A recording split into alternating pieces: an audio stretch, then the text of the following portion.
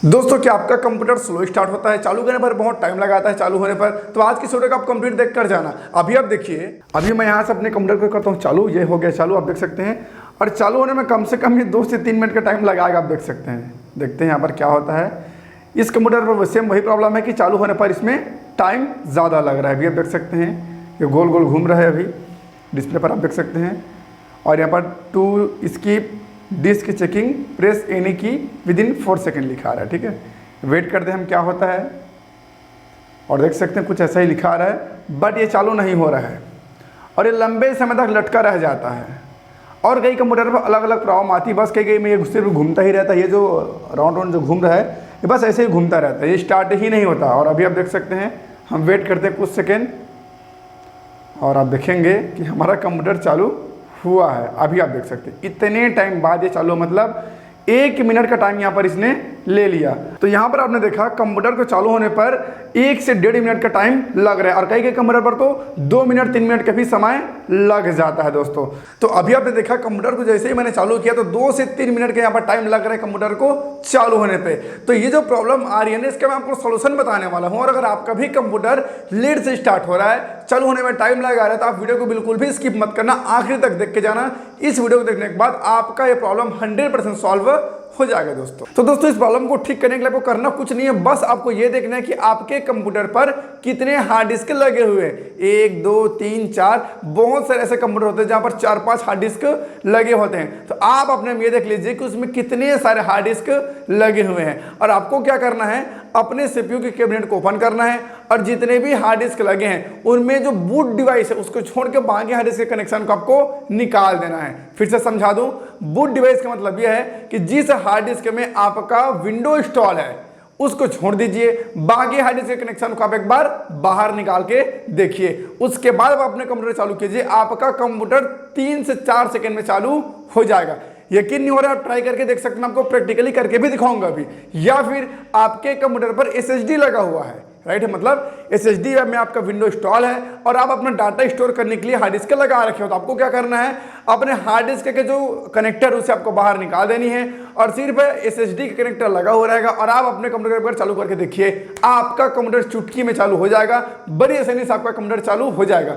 अब ये प्रॉब्लम आता क्यों है, तो मैं आपको बता दूं, हमारे कंप्यूटर पर जो हार्ड डिस्क लगा होता है वो एक टाइम बाद कमजोर हो जाता है, वो डेड होने की स्थिति में आ जाता है। और इसी वजह से जब हमारे कंप्यूटर पर हार्ड डिस्क कनेक्टेड होता है तो हमारा कंप्यूटर एकदम लेट से स्टार्ट होता है, बहुत स्लोली स्टार्ट होता है, राइट है। लेकिन जैसे हम अपने कंप्यूटर पर जो हार्ड डिस्क के कनेक्शन उसे हम बाहर निकाल देते हैं तो हमारा कंप्यूटर बड़ी आसानी से स्टार्ट हो जाता है, चालू हो जाता है। तो आप देखिए कि आपके कंप्यूटर पर कितने सारे हार्ड डिस्क लगे हैं और जिस हार्ड डिस्क में आपका विंडो इंस्टॉल है उस हार्ड डिस्क को छोड़ दीजिए, बाकी हार्ड डिस्क के जो कनेक्टर उसे आप निकाल दीजिए।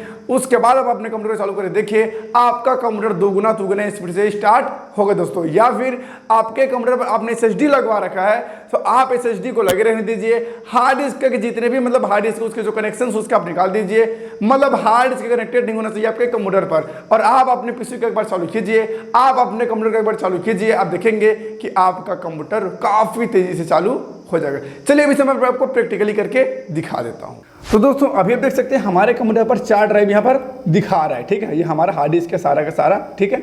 अब मैं क्या करता हूँ, हार्ड डिस्क के कनेक्शन को एक बार निकाल कर आपको स्टार्ट करके दिखा देता हूँ। इसके लिए सबसे पहले हम कंप्यूटर को करते हैं बंद, यहाँ से कर दिए शट डाउन करने के बाद मैं आपको इसके हार्ड डिस्क को निकाल के दिखाता हूँ, ठीक है। तो यहाँ पर देख सकते हैं हमारा जो पीसी है वो बंद हो चुका है।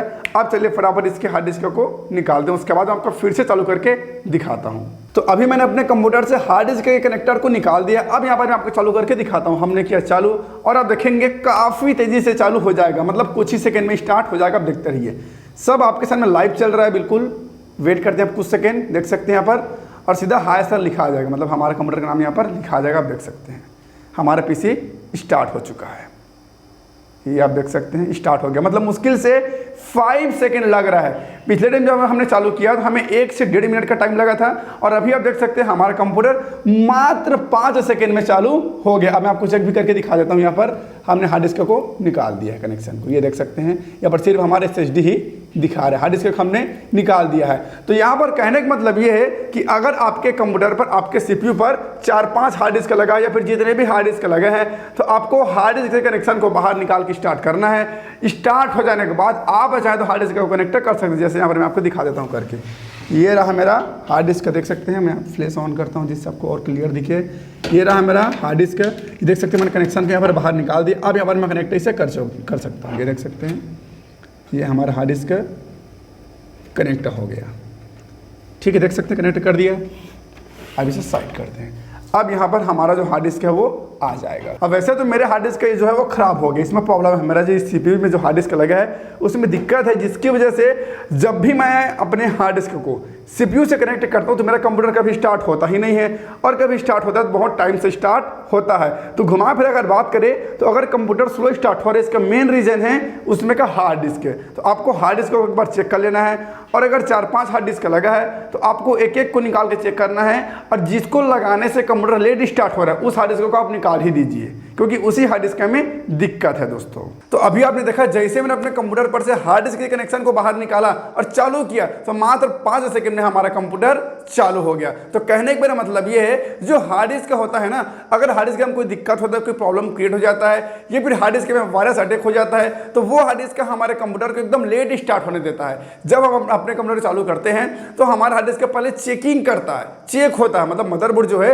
हार्ड डिस्क को एक बार चेक करता है, उसके बाद ही स्टार्ट करता है। तो वही जो चेकिंग वाला जो प्रोसीजर है ना, इसी प्रोसीजर में हमारा कंप्यूटर लेट स्टार्ट होता है और टाइम लगता है। तो आपको क्या करना है, अपने कंप्यूटर पे जितने भी हार्ड डिस्क लगे हैं कनेक्शन को आपको बाहर निकाल देना है, सिवाय उसके जिसमें आपका विंडो इंस्टॉल है। अगर मान के चलिए आपके कंप्यूटर पर 4 हार्ड डिस्क लगा हुआ है, ठीक है, जिसमें से पहले नंबर के हार्ड डिस्क में आपका विंडो इंस्टॉल है, ठीक है, तो आप पहले नंबर के हार्ड डिस्क को छोड़ दीजिए, बाकी हार्ड डिस्क के कनेक्शन को आप निकाल दीजिए, फिर आप चालू करके देख सकते हैं। या फिर आपके कंप्यूटर पर 2 हार्ड डिस्क लगा है और एक SSD लगा है, और आपका विंडो SSD पर इंस्टॉल है, तो आपको SSD को छोड़ देना है, बाकी जो हार्ड डिस्क लगा है 2 हार्ड डिस्क, उसके कनेक्शन को बाहर निकालना, फिर आप चालू करके देखिए आपका कंप्यूटर काफी तेजी से चालू होगा दोस्तों।